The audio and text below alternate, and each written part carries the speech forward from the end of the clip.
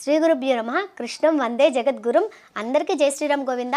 పురాణాలు విందాం, వినిపిద్దాం, పిల్లలకి నేర్పిద్దాం. కన్నయ్య, మన మెయిన్ కాన్సెప్ట్ ఏంటంటే పిల్లలకి పురాణాలు చెప్పాలి, పిల్లలు సనాతన ధర్మాన్ని గౌరవించాలి, వాళ్ళకి మన ధర్మం గురించి బోధించాలి. ప్రతి ఒక్క తల్లి కుంతీదేవిలా ఉండాలి. అది ఎందుకు చెప్పాను అనేది మనం ముందు తెలుసుకుందాము. మన రతిదేవుడి చరిత్ర విన్నాం కదా. అదే వంశంలో చాలా మంది తర్వాత, చాలా తరాల తర్వాత సూరసేనుడు ఒక మహానుభావుడు ఉన్నాడు. ఆయన ఉగ్రసేనుడు అనే ఒక ఆత్మీయుడు తీసుకొచ్చి సింహాసనం పైన కూర్చోబెట్టి పరిపాలన సూరసేనుడే చేసేవాడు. కాకపోతే సింహాసనం పైన ఉగ్రసేనుడిని కూర్చోబెట్టాడు. కారణం ఏంటంటే ఒకానొకప్పుడు యయాతి మహారాజు గారు శపించారు, మీకు సింహాసన అర్హత లేదు అనేసి. మనం ఒకసారి గుర్తు తెచ్చుకుందాము. మనం పాస్ట్లో యయాతి మహారాజు గురించి తెలుసుకున్నాం కదా. ఆయన ముసలివాడైతే వాళ్ళ పిల్లల్ని ఎవరు నా ముసలితనాన్ని స్వీకరించి మీ యవనాన్ని నాకు ఇస్తారంటే ఎవరు ఇవ్వమని చెప్పారు కదా. అందుకోసం అనేసి ఆయన ఒక్కొక్కరికి ఒక్కొక్క శాపం పెట్టారు కదా. అలాగే ఈయనకు ఆ శాపం ఈ వంశంలో ఉన్నాడు కాబట్టి ఈయనకి ఆ శాపం వర్తించింది కాబట్టి ఆయన ఉగ్రసేనుడిని రాజు చేసి ఈయన పరిపాలించేవాడు అనమాట. ఈ సూరసేనుడికి 2 భార్యలు, 10 మంది కొడుకులు. పెద్దవాడే వసుదేవుడు అనమాట. వసుదేవుడు మన కృష్ణుడు వాళ్ళ నాన్నగారు. ఆ తర్వాత 5 మంది కూతుర్లు.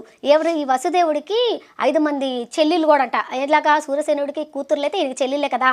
అలాగే 5 మంది చెల్లెళ్ళు. అలలో పెద్ద ఆమె వచ్చేసి పృథ అనేసి అంటే కుంతీదేవి అనమాట. చిన్నప్పుడే కుంతిబోధుడు అనే ఒక మహారాజు గారు ఆయన తీసుకెళ్లి చాకారు కాబట్టి ఈమె కుంతీదేవి, ఆయన పేరు మీదుగా కుంతీదేవి అయిందనమాట. పృథ కాస్తాం. ఈమె ఎంత గొప్పదంటే కన్నయ్య, ఇప్పుడు 4 చెల్లెళ్ళు ఉన్నారు. ఈ 4 చెల్లెళ్ళు ఒక్కరు కూడా కృష్ణ భక్తి లేకుండా కృష్ణ ద్వేషంతో పెరిగారు. కొంతమంది మహాభారతం యుద్ధంలో చచ్చారు, కొంతమంది కృష్ణుడి చేతిలో చచ్చారు. ఈ 5 మంది చెల్లెలైనా 4 పిల్లలు చచ్చిపోయారు. కానీ ఈమె ఆమె మాత్రం చిన్నప్పటి నుంచి కృష్ణ నామస్మరణ చెప్పింది, కృష్ణ కీర్తి నేర్పించింది, కృష్ణ భక్తిని బోధించింది. చిన్నప్పటి నుంచే ధర్మ అధర్మ విచక్షణ జ్ఞానాన్ని నేర్పించింది కాబట్టి తల్లి గొప్పదైతే బిడ్డలు ఖచ్చితంగా గొప్ప వాళ్ళు అవుతారు అన్నదానికి కుంతీదేవి నిదర్శనం. అలాగే కుంతీదేవి పైన ఎన్నో పుకార్లు వచ్చాయి. అన్నిటికీ మనం మహాభారతం చెప్పుకున్నప్పుడు వివరణ చెప్పుకున్నాకనే మనకు సమయం ఎక్కువ లేదు. కేవలం 5 నిమిషాలు మాత్రమే సమయం లేదు మిత్రమా అనేసి 5 నిమిషాలు మాత్రమే ఉంది కాబట్టి మనం చకచకా చెప్పుకుందాం గోవింద. వసుదేవుడికి 11 మంది భార్యలు.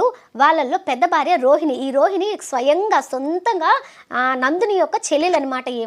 ఈమెకి మన బలరాముడు జన్మించాడు. చాలా భలే ఉంటుంది కన్నయ్య. ఎందుకనేసి అంటే వింటుంటే మనకి చాలా ఆహ్లాదం కలుగుతుంది. చెప్పుకుందాం కన్నయ్య, నిదానంగా చెప్పుకుందాం కన్నయ్య. రోజుకు ఒక 5 నిమిషాలు దైవానికి. అలాగే వసుదేవుడికి 8 మంది కొడుకులు, ఒకే ఒక కూతురు ఆఖరణ.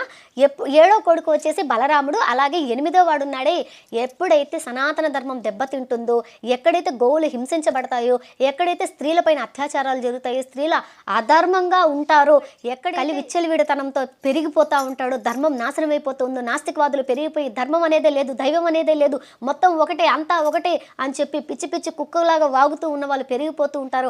అదిగో అప్పుడే జన్మిస్తారు మన శ్రీకృష్ణ పరమాత్ముడు. ఎప్పుడైతే అధర్మం పెరిగిపోయి ధర్మ వినాశనం జరుగుతుందో